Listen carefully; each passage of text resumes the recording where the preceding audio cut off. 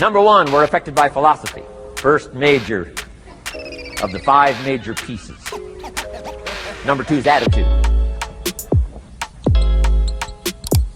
We're affected by how we feel. First, we're affected by what we know and the decisions we make. Second, we're affected by attitude, how we feel. And I gave that quick list. Let me give it to you. It's how you feel about the past. You've got to have a good attitude about the past. Use it as a school, not a club. Don't beat yourself to death with your past. Faults, failures, losses. Let the past be a school. Harsh school, maybe. What else is new? Let the past be a school master to teach you. Not to threaten you, but to teach you. Okay. Next, it's how you feel about the future. Set your goals. We'll talk a little bit about that before we finish today. Goal setting. The promise of the future is an awesome force to affect your life every day. Without a future well designed, we take hesitant steps. And all you have to have is hesitant steps for 6 years. You'll be timid, driven into a corner, not boldly willing to go and take your portion, take your share. Okay? Next, it's how you feel about everybody else. Got to have a good attitude about everybody else, because it takes everybody else to make a market. One person doesn't make a family. One person doesn't make a business. One person doesn't make a corporation. One person doesn't make a community. One person doesn't make a nation. It takes all of us to make a dynamic economy, a nation second to none. It takes all of us to make the churches and make the economy run. It takes all of us to make the possibilities. All the gifts that have flowed in here the last 200 years, unprecedented in 6,500 years of recorded history. There's been nothing like it. The ethnic streams that have flowed in here brought their gifts, brought their talent, brought their skills, brought their inventions, brought their work ethic. All of it mixed together is called America. Been nothing like it in 6,500 years. And to miss the value of it by some, warped attitude about it, I'm telling you, you've missed it all. If you have an appreciation for it all, you'll draw from it. And if you draw from all the gifts that have been blended together here for 200 years now for your value and benefit, think of what you can do for your days, for your business, for your conversation, for your equities. You can transform it to an incredible degree. And here's the last one. It's how you feel about yourself. Understanding self-worth is the beginning of progress. Self-worth should be easy. If one of us can do it, all of us can do it. If anybody can think it, we all can think it. I can read, you can read. I can understand, you can understand. From where I came from, the few simple things I did and tried revolutionized my life in 5 years. There isn't anybody here that can't do it. Change from pennies to fortune. Change from nothing to something. Change from broke to rich. Anybody in this room can do it. If any of us can do it, we all can do it. That's the kind of value you should place on yourself. If Jim Rohn can understand it, I can understand it. If he can read, I can read. If he can find it, I can find it. If he can change, I can change. If he can get it done, I can get it done. That's the attitude about yourself. So valuable. Okay? Now, in transforming our lives, we don't start with attitude. We don't start with the inspiration here. We start with education. Somebody says, well, I expected you to just come get motivated today. Well, that probably won't do it. Somebody says, by now we should be standing on the chairs, waving a flag, singing the old gray mare. Get going here. No, that's not where you start. Life change does not start with inspiration. Life change starts with education. You've got to be educated to the point of where you might have messed up. My teacher put it in blunt, simple language. He only went to the 9th grade in school, so he put it in simple language I could understand. He said, Mr. Rohn, after 6 years living in America, healthy American male, 25 years old, been working 6 years, 1 year of college, pennies in your pocket, nothing in the bank, behind on your promises. Schultz said, I just got one simple explanation for that. You've messed up. Now, I could understand that kind of language. Substitute a Hershey bar for an apple means you've messed up. Should walk around the block, could walk around the block, won't walk around the block. You have messed up. And all you got to go is right down through the list. Don't need some teacher to come by and tell you. Be your own best teacher, saying, hey, let me make a list of some places I've messed up. Because if I let this down, that probably affects the rest. And the answer is, that's true. So we don't start with inspiration, we start with education. Somebody says, well, just motivate this guy, he'll be all right. Just motivate him, get him turned on. Probably not. If a guy's an idiot, you motivate him. Now you got a motivated idiot. No, he won't be all right. So we start with education. What's the first education? If it isn't going well and you live in America, you have messed up. You don't need to change countries. You say, well, the country's messed up. That's like cursing the soil and cursing the seed and the sunshine and the rain, which is all you got. Don't curse all you got.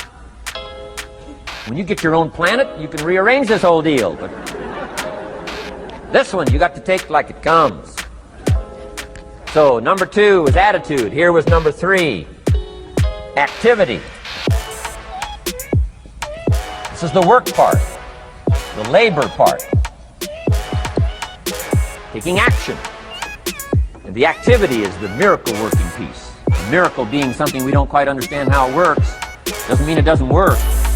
It means we just don't quite understand how it works. Miracles work.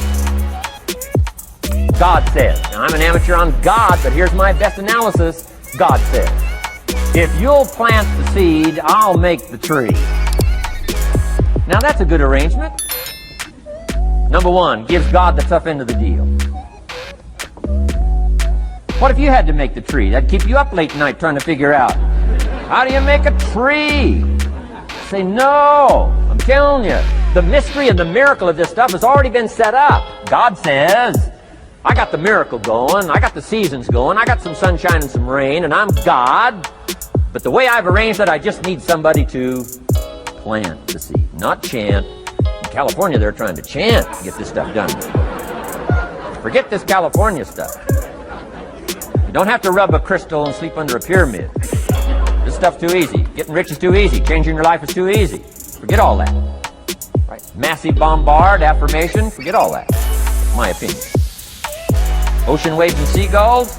Come on, this stuff's too simple. Just simple, easy stuff. But if you neglect it, that's how it piles up year after year, if you're willing to straighten it out. And here's one of the keys. It's called activity. It's called disciplines. Turning wisdom from your philosophy and inspiration, the strengthening of attitude and faith, courage, commitment, and all this stuff that comes from attitude. If you're willing to take these 2 qualities, philosophy and attitude, and invest it into activity, you can have a miracle. Anything short of that, no miracle. Wisdom doesn't perform a miracle. Attitude doesn't perform a miracle. The only thing that performs a miracle of increase called equity is called putting wisdom and attitude into discipline, into labor. And this labor now can perform a miracle. And here's the 2 parts to the labor. 1, do what you can. Number 2, do the best you can. Can't give you better advice than that. Number 1, do what you can.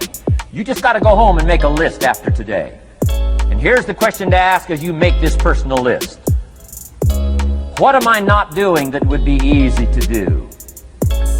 That could greatly change my health, my wealth? What am I not doing I'm neglecting that would be easy to do? Let's go home and answer that question personally. You don't have to put the answers on a public bulletin board. This is just all personal stuff. From the walk around the block to the apple to what to do with your money, which we're going to cover today. What does a child do with $1? We're going to cover that today. Errors in judgment, disaster. A few simple disciplines, wealth beyond imagination. And if you'll pick up the activity part, the miracle working part, plant the seed part, take care of your part. The soil will take care of its part, and the seed will take care of its part. The seasons will take care of their part. The miracle will take care of its part. If you'll take care of your part, called putting it into activity, action. Works miracles. 2,000 years ago, on April 13th, one of Jesus' disciples. Now again, I'm an amateur on the Bible. The best as I can remember it, one of Jesus' disciples said to Jesus, "It's time to pay our taxes and we don't have any money." That's how come I know it was about April 13th.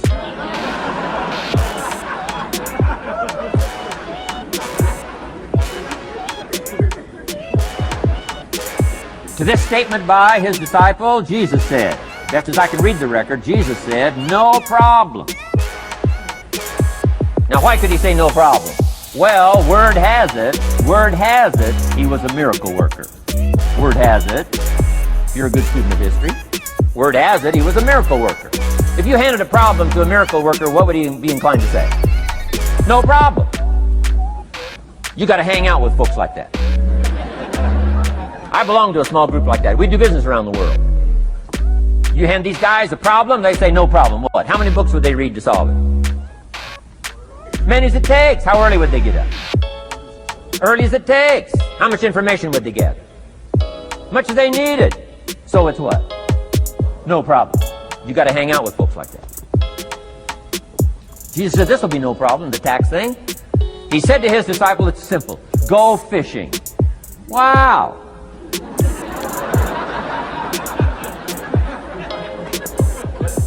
Now that was easy for this particular disciple. His name was Peter.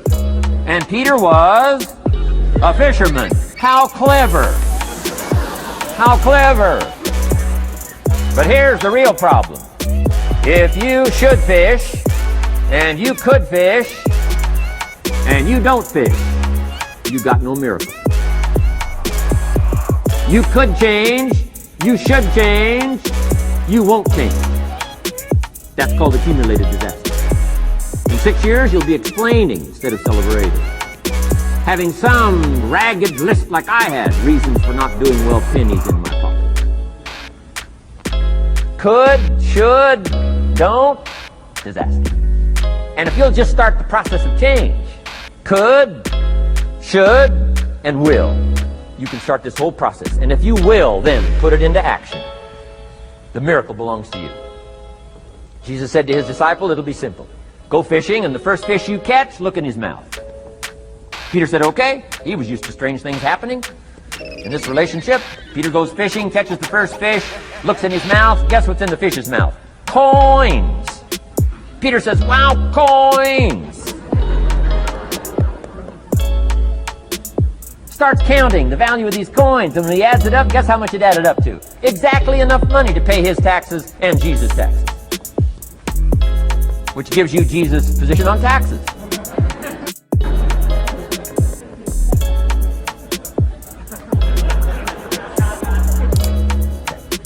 Now we call that what? A miracle. Only because we don't quite understand how it works. It doesn't mean it doesn't work. It simply means we don't quite understand how it works.